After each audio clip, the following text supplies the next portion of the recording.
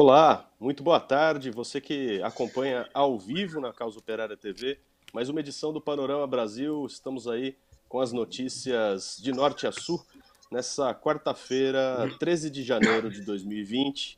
Hoje, nosso destaque aqui vai para o Nordeste, no Ceará, com o companheiro Lino Almeida, e lá também no Centro-Oeste, notícias de Brasília e do Goiás, com o companheiro Renan Arruda.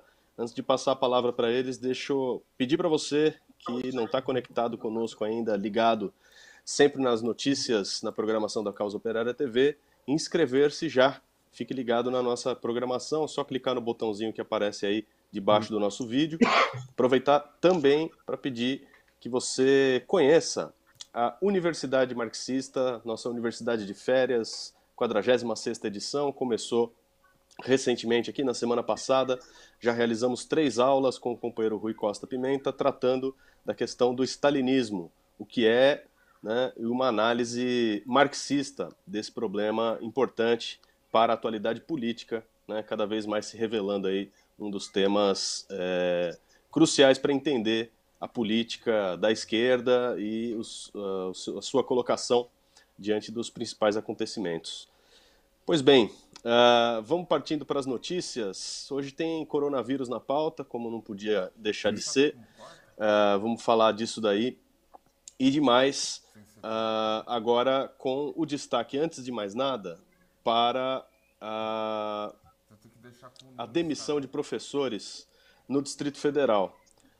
O fim da MP 650 vai levar aí professores das escolas privadas a serem demitidos ainda no período de férias. Que mais sobre isso? Renan, boa tarde. Boa tarde, Rafael. Boa tarde, Lino. Boa tarde aí o pessoal que está acompanhando a gente nesse Panorama Brasil. Então, isso aqui é a política fantástica adotada pelos golpistas como é que se diz, abraçada pela esquerda, né? Que foi a medida provisória que ou reduziu os salários, né, permitia a redução de salários com a redução da carga horária de trabalhos, ou colocava o trabalhador aí em trabalho suspenso, né? No caso do DF, aqui no caso dos professores da rede pública particular, né, já foram demitidos, já 1,3 mil docentes já perderam o emprego, né, e mais 400 docentes aí estão na lista aí para poder serem demitidos. Aí o número pode chegar, inclusive, a 650 desempregados, já agora no retorno às aulas, agora em fevereiro, né? Quer dizer, isso aí isso não afeta, obviamente, no caso em questão, são os professores aqui do DF, mas é uma política nacional, né? A gente estamos vendo aí o nível, os índices de desemprego aí explodindo, né? Que é essa política fácil de suspender o contrato. Quer dizer, no final das contas, o trabalhador pagou com a vida, com a doença, né? Com a falta de recursos diante do Covid, e os empresários aí, de uma maneira geral, né? Jogaram os custos da crise toda nos ombros dos trabalhadores, né? As próprias escolas particulares estão agora anunciaram para o início do ano um aumento de 5 a 10% nas mensalidades, né? Isso significa que, veja, isso quando oficialmente a inflação do país chegou a em torno de 4,5%, né? Quer dizer, ou seja, o índice chega até 2 vezes a inflação do período, né? Quer dizer, essa política clássica da burguesia e que a gente está vendo aqui no DF aqui com as demissões em massa, né, no caso dos professores da rede pública, da E a rede particular, perdão. situação, os sindicalistas, ativistas aqui, divulgaram um manifesto pela revogação da reforma da Previdência local do DF, né? Falando da situação do trabalho, ainda tem essa questão que foi levantada aí. Fala um pouco mais sobre isso, Renan, por favor. Então, nós inclusive fomos convidados, né, vai ter uma live na próxima sexta-feira que vai ser transmitida pela TV comunitária aqui do DF, né? E o problema central foi que aconteceu em outros estados, né, na quase totalidade dos estados, os servidores aposentados aí do Distrito Federal, né, depois de muita acobertamento, não, manipulação do governo e acobertamento, inclusive da gravidade da situação, inclusive por parte das direções do movimento, a campanha do governo era que o reajuste da alíquota, né, referente à reforma da Previdência seria de 3%. Né? Essa foi a campanha corrente feita pelo governo. Os trabalhadores se depararam com um aumento de chegou até 200%. Né? Então, assim, isso causou assim, uma revolta muito grande entre os aposentados, principalmente no caso que é o maior contingente dos professores, né? E o que está colocado, obviamente, é a luta pela revogação dessas medidas. Alguns deputados aí da esquerda já entraram com ação para rever, né, esse reajuste, mas uma questão central é a mobilização. Acho que duas questões, a mobilização, a começar pelos aposentados, mas não só pelos aposentados, pelos próprios trabalhadores da ativa, que estão aí particularmente aqueles setores que estão na iminência de se aposentar. A gente sabe que o funcionalismo público no Brasil, e é o caso também do DF, né, o número de pessoas, a média de idade é muito alta. Né? O que significa que parcelas enormes dos trabalhadores vão estar aí num próximo período, né, sob essa nova lei. E uma questão que é importante, que eu acho que é fundamental nessa discussão, é o seguinte: justamente quando os trabalhadores mais necessitam, né, dos seus proventos, da sua aposentadoria, né, pelo problema do avançar da idade e tudo mais, né, quando mais está precisando de ter recursos para a saúde, o governo tira, vamos dizer assim, bitributa, né? Porque se a pessoa já tem que pagar um plano de saúde, por exemplo, o GDF soltou um plano de saúde agora que vai dar em torno de R$ 1.000 em média por servidor público. Agora você imagina, o cara tem que pagar R$ 1.000 disso aí e tem que pagar uma alíquota de R$ 600, que subiu até 200%. Isso aí, em termos numéricos, né, se você for pagar esse plano novo do governo de saúde, de plano de saúde, e mais a alíquota que está sendo, a nova alíquota, daria sem muita margem de erro, cerca de 30% do salário médio do servidor aposentado. É muito grave a situação, né? Muito que bem que os parlamentares entraram com ação aí mas isso não resolve o problema. Foi essa mesma Câmara Legislativa que aprovou a reforma da Previdência. O que faria eles reverterem o quadro, né? Então, na verdade, o que pode barrar isso aí é uma mobilização que a CUT, os sindicatos dos professores, o sindicato dos servidores públicos do DF, né, a começar por aí, tem que levantar uma campanha de mobilização dos trabalhadores, uma verdadeira campanha, não simplesmente chamar atos, tem que garantir que sejam atos, manifestações com total segurança, né? Eu acho que esse é o único caminho que tem para reverter a situação. Não apenas aqui no DF, né, mas isso aí é uma situação nacional. Quer dizer, o caminho das ruas é o caminho para derrotar os planos macabros dos governos que já estão sendo colocados em prática. Bom, justamente aí eu pergunto também para o companheiro Lino Almeida, que está lá em Juazeiro, no Ceará, qual que é a situação dos trabalhadores metalúrgicos da Troller, porque o ano já começou, né, com uma ofensiva dos patrões e dos governos e do governo federal contra os trabalhadores. Dessa vez, o anúncio da suspensão das atividades industriais da Ford no Brasil já deixou os trabalhadores metalúrgicos de outras fábricas em estado de alerta. Né? O que mais sobre isso, Lino? Boa tarde. Boa tarde, Rafael. Boa tarde, Renan. Essa situação de desemprego no país, ela é algo que faz medo a todos os trabalhadores. Eu já passei por isso, eu vivi isso na pele. É algo que você olha assim, pô, mas amanhã eu não tenho mais salário, então o negócio vai ser complicado. Mas essa situação que você coloca da Ford, e não vai ser somente a Ford, mas vai ser outras empresas que vão sair do país, tem outra situação grave que vai ocorrer nesse meio. Nós vamos ter muitos carros parados por conta de que não vai ter condições de repor peça para esses carros, que já está em uma situação complicada de você repor peças. Aí você pergunta, mas em Cuba o pessoal não repõe as peças? Os carros cubanos, eles são carros mecânicos. Eles não são carros eletromecânicos. Os nossos carros hoje são eletromecânicos. A embreagem ela é eletromecânica. Todos os componentes que você tem é eletrônico.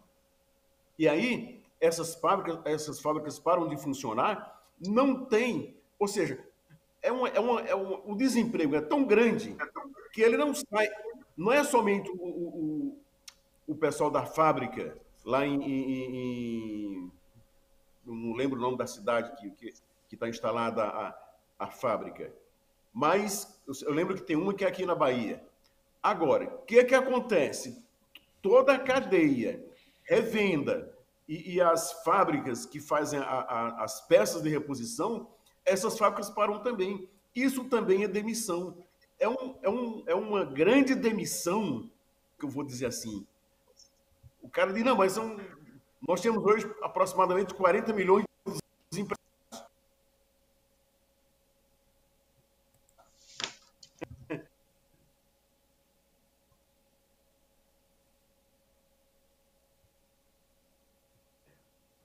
Pode.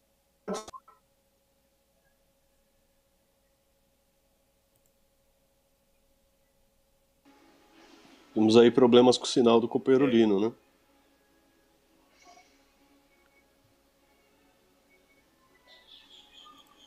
Parece que o sinal do companheiro congelou. Enquanto isso, então, vamos passar para uma notícia do DF, enquanto ele restabelece aqui a nossa medo de conexão. errar. A nossa conexão é uma desgraça. Não tem jeito. Então, o que vai acontecer é que esse vai começar a, digamos, talvez o pessoal queira mudar o funcionamento do petróleo para botar os carros do Elon Musk e por aí vai. Ou seja, é um negócio sério que a gente não tem dimensão nenhuma de onde nós vamos parar, onde nós vamos chegar nessa situação dessa crise que se abate não é somente sobre a cidade onde está a fábrica, é sobre o país inteiro. É uma situação hiper complicada e que não tem solução a curto prazo. A solução aí seria ter um carro nosso, ter um carro próprio nosso, que nós já tivemos isso no passado, que foi a Gurgel, e que os governos na época não deram bola para isso, eram governos do PSDB, não deram bola para isso, e o Criatura fechou a fábrica e, por incrível que pareça, tem muito Gurgel funcionando por aí.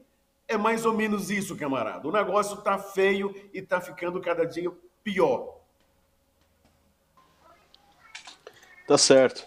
Inclusive tem a história interessante do empresário que criou a Gurgel, né, e a dificuldade de um capitalista brasileiro enfrentar, né, os grandes monopólios aí, e ainda mais a automobilística, né? Bom, Covid-19, vamos nessa pauta. Começando do DF, temos aqui mais uma sobre o problema dos hospitais de campanha, reticências eleitoral, porque foi o que a gente viu durante o ano passado, o abre e fecha dos hospitais de campanha eleitoral, só que no Distrito Federal não tem campanha eleitoral. Então, surpreendentemente, há um hospital que foi entregue no dia 27 de novembro, só que até agora não iniciou as suas atividades. Eles estão esperando para o ano que vem, Renan?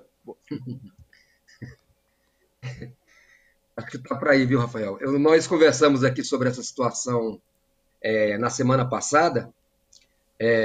Bom, até então não tinha vindo aí, pelo menos na imprensa eu não vi nada a respeito, de que esse hospital, suposto que havia sido entregue em novembro, não estava funcionando, né?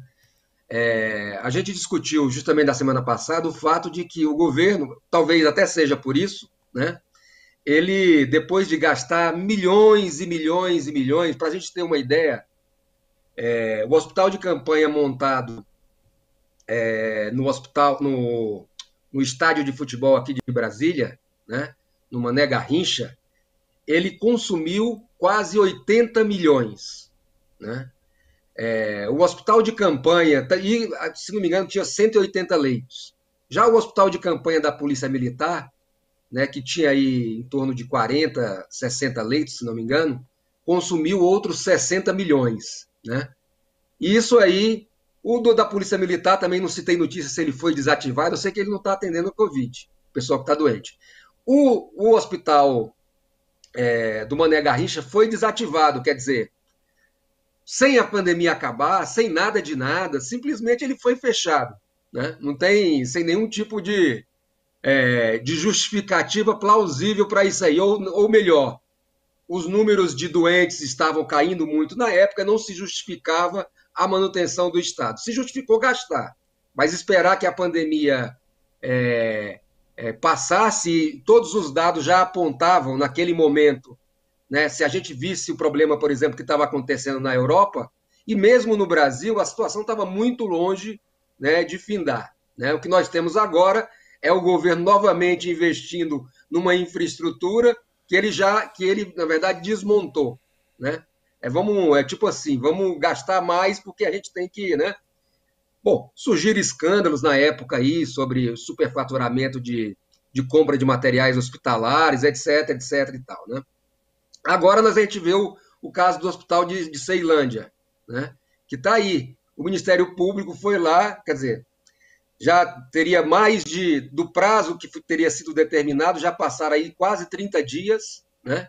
E nada, não tem notícia, tudo uma grande, na verdade é uma grande encenação para a população, né? A encenação de que tudo vai ser resolvido com a vacina, vamos esperar, enquanto isso eles vão empurrando com a barriga, fazendo isso, aquilo, no sentido de utilizar, obviamente, nunca esquecendo de utilizar as verbas do Estado, né? Sem dúvida nenhuma, mas de um ponto de vista efetivo de solução, ou minimamente de minorar o problema da população, temos que lembrar, por exemplo, que Ceilândia é o maior contingente populacional do DF acometido pela pandemia. Né? Então, isso aí nada. Né? É tudo uma grande manipulação, uma grande encenação, né? E a população, obviamente, é que paga por tudo isso. Bom, teve nessa pandemia na região centro-oeste, sobrou até para o prefeito de Goiânia, né? O prefeito que havia sido licenciado, Maguito Vilela, faleceu aí da Covid internado em São Paulo. Passando para problemas ainda hospitalares, um comentário então do companheiro Lino sobre o que está acontecendo no Hospital da Macejana, um bairro de Fortaleza, segundo aqui a imprensa local.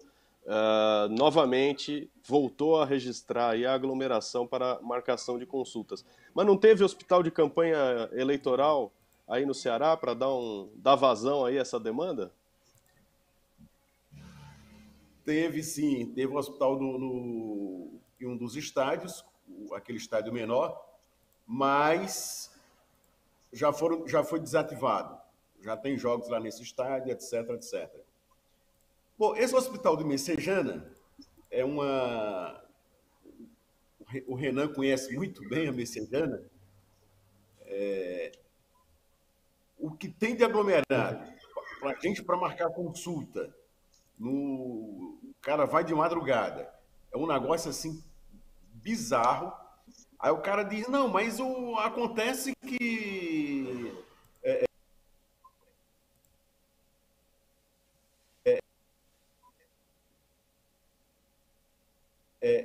o retrato que a gente vê no pátio do Hospital de Messejana, Dr. Carlos Alberto Studa Gomes, é um negócio criminoso. A OMS diz que tem que ficar pelo menos 2 metros de distância de uma pessoa para outra. Pela foto, acho que você vê, acho que não tem 30 centímetros de uma pessoa para outra, porque não tem condições. E aí pessoas chegam às 5 da manhã, o cidadão com 52 anos, para tentar marcar uma consulta. Ele que mora em Morada Nova fica aproximadamente uns 300 quilômetros de Fortaleza, 300 não, uns 250 quilômetros de Fortaleza. E aí é complicado para esse cidadão, vai de Morada Nova, ele deve pegar uma van até Fortaleza e deve passar a noite viajando, porque para chegar às 5 da manhã, ele tem que marcar essa consulta. Isso, o César libera 400 senhas, e aí tudo bem. Se for resolvido com essas 400 senhas, beleza. Se não for, o criatura volta de novo para Morada Nova, volta para Russas, volta para Limoeiro do Norte ou para qualquer uma outra cidade, e aí fica sem a consulta que ele precisava. É uma situação alarmante, gritante. A gente diz, poxa, mas e não foi, como você acabou de falar, e não foi feito o hospital de campanha? E, aliás, tem outro hospital que foi comprado aos batistas, que me parece que esse hospital funciona para Covid. Só que não sei por que cargas d'água está essa situação complicada na Grande Messejana. A gente tem que denunciar essa situação, mas todas as situações onde o nosso trabalhador está exposto a riscos, não por culpa dele, mas por culpa do governo ou por culpa dos patrões. Nós não podemos ficar aqui e dizer, não, gente, está tudo bem, vai chegar isso, vai chegar aquilo. Não, não tem nada bem. Nós temos que nos revoltar, nos indignarmos, e o próprio trabalhador tem que chegar e botar o bom de situação. Trabalhadores, não podemos aceitar essa situação imposta pelos governos estaduais, mesmo que se digam de esquerda. Esses governos estaduais estão agindo da mesma maneira que o Bolsonaro age. Não tem diferença nenhuma. A diferença é só uma. Ele diz, eu sou do PT, mas a ação dele é igual à do Bolsonaro. Bom, é o que a gente pode ver com a notícia que foi divulgada, né, da reunião que o Santana, governador do Ceará, está promovendo, né, reunindo aí 130 dos 184 prefeitos do estado para discutir voltas no meio da pandemia, né, aulas no meio da crise. A imprensa burguesa dá conta aqui de que as escolas da rede pública estão se reestruturando para o início do ano letivo, né, que vai acontecer aí em meio a terminais de ônibus lotados, a tudo que se viu aí em escala nacional, de maneira concentrada, né? Camilo Santana preparando um massacre? Perfeitamente. O governador Camilo Santana chamou os 130 prefeitos dos 184 prefeitos do Ceará e estão preparando a volta às aulas. Volta às aulas essa sem ter vacina, sem ter a menor condição para que os nossos estudantes, para que os nossos alunos possam voltar às aulas com segurança.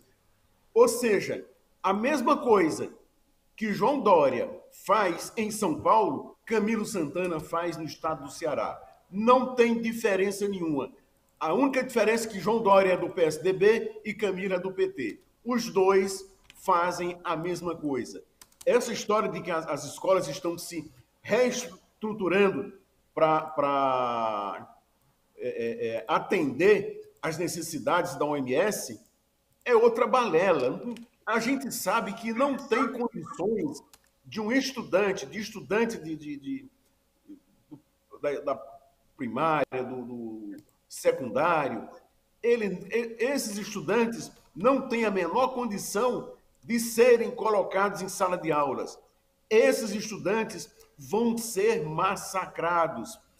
Mesmo que esses estudantes não cheguem a falecer por conta da Covid-19, mas ele vai levar esse vírus para casa, tem seu pai, tem sua mãe, tem seu avô, tem sua avó, e aí imagina a situação em que se encontra o Camilo Santana fazendo esse trabalho na mesma proporção do governo federal. Ou seja, eu vou mandar o pessoal para aula, eu não estou nem aí. Ah, mas a gente sempre comenta isso. Ah, mas volta às aulas só com vacina. Sim, mas ele não está preocupado com vacina. Vacina, o governo Bolsonaro não está nem aí. Aliás, aquela história do cartão de vacina dele, que é uma aberração, 100 anos que ninguém pode descobrir se ele se vacinou ou não, é outra história engraçada, ou ridícula, ou triste, ou melancólica. Então, na verdade, é o seguinte: o governador do estado do Ceará prepara os estudantes para um grande massacre. Infelizmente, não gostaria de estar dando essa notícia para os nossos ouvintes do Panorama Brasil, mas, infelizmente, é isso que está acontecendo. Ok. Infelizmente, a maneira como a coisa está se desenvolvendo aponta aí para um futuro de curto prazo desastroso, né? Bom, você vê a situação no Distrito Federal. 1.000 novos infectados, maior alta aí diária do número de casos aí até agora, quer dizer, vem crescendo rapidamente em 2013, em 2021, em 13 dias do ano aqui, o número vem avançando, são 7 mortos só nessa última terça-feira, né? E no meio disso tudo, a volta às aulas está preparada, está engatilhada. A notícia aqui da... Cadê? Correu. Tem a volta às aulas, tem a Secretaria de Cultura preparando aí o retorno ao trabalho presencial, e no meio disso tudo, não só, né, a vacinação, né, essa promessa aí difícil de ser cumprida por tudo que a gente vem acompanhando, além de ser difícil de ser cumprida, já está estabelecido no DF que a volta às aulas vai ser com professores sem vacina. Os professores e as forças de segurança do Estado, do Distrito Federal, não serão vacinados na primeira etapa. Quer dizer, vão esperar a volta às aulas, vão esperar as salas de aula encherem para colocar em risco professores, estudantes, funcionários, suas famílias, todo mundo. Renan, o que mais sobre isso? É o plano macabro, né? Como o Lino colocou aí. Não tem, é uma situação absurda. Isso aí se não fosse tão, né, seria até motivo de piada se não fosse de uma gravidade assim sem tamanho. Mas os governos em geral, com seus meios de comunicação, aí estão alardeando que o aumento da pandemia foi por conta das festas de final de ano, da ida aos shoppings, das viagens de turismo, que, por sinal, eles mesmos incentivaram, né? Você abre aí qualquer rede social, aí qualquer site já te coloca direto para dentro de um avião, para você visitar as praias maravilhosas do Nordeste, isso e aquilo, visite o Brasil, faça isso, faça aquilo. E, obviamente, a população que é culpada por tudo isso aí. Né? Mas, eis que eles nem, né, na mesma medida que eles fazem a campanha de que a população é a que é a culpada, né, eles estão aí promovendo, né, abrindo o caminho para promover esse genocídio generalizado aí com relação aos estudantes, né, professores, como você colocou aí. Né? É uma coisa, não existe nenhuma... Bom, essa história de dizer que no Brasil, se na Europa não existem essas condições ideais para garantir uma volta às aulas segura, quem dirá no Brasil? Você pegar uma escola média aí com 600 alunos, jovens, crianças e tudo mais, como é que você vai colocar a pessoa sentada na cadeira lá, 1,5 metro de distância, sem... Sabe? Isso não existe, né? Não existe. A única forma, que nem diria que é segura, porque também a gente não tem ainda, os próprios infectologistas estão levantando essa questão de que a vacina, por si só, não vai resolver o problema da pandemia, né? Quem dirá sem vacina, né? No caso do DF, por exemplo, eles dividiram, né? Tem que ver se isso vai ser cumprido. Eu acho, se for cumprido, vai. Eu não tenho, obviamente, elementos para afirmar isso, mas pelo andar da carruagem aí vai ser para o segundo semestre. Eles dividiram o público-alvo, veja, o público-alvo, em 4 grupos. O público-alvo, e eu estou me referindo a esse grupo. Professor está no último grupo. Quer dizer, é isso que você colocou, a volta às aulas vai ser volta às aulas sem vacina. Veja, se não tem para os professores, quem dirá para os alunos? Né? Então, assim, no Brasil, o Estatuto do Idoso é de 60 anos. Eles jogaram agora automaticamente para 75 anos, né, para receber a vacina. O que significa isso na prática? Eles vão aproveitar isso aí, né, para poder mudar o Estatuto do Idoso, dizer que idoso agora é com 75 anos. Né? Quer dizer, toda uma política macabra, tudo calculado, falou, olha, vamos... o que a gente pode utilizar? Eu estava vendo esses dias nos jornais, uma matéria que me chamou a atenção, porque falava justamente do público que mais está morrendo pela Covid, é justamente o pessoal aposentado, ou seja, que recebe dinheiro do Estado, do INSS, aposentadoria e tudo mais. Quer dizer, isso também é uma jogada, né? Quer dizer, tudo é um motivo que eles buscam para diminuir os custos do Estado, né? E o que vai acontecer com a população, paciência. De vez em quando, você pega um caso desses aí, como o Maguito Vilela desses da vida, o prefeito de Goiânia, né? E tem até uma ironia nessa história aí, porque o Maguito Vilela, ele está hospitalizado, o último mês de campanha ele sequer fez, né? E ele ganhou as eleições, vamos dizer assim, ganhou as eleições, e ele tomou posse virtualmente. Isso eu estava lendo a matéria hoje de manhã e isso me fez lembrar o Tancredo Neves. Né?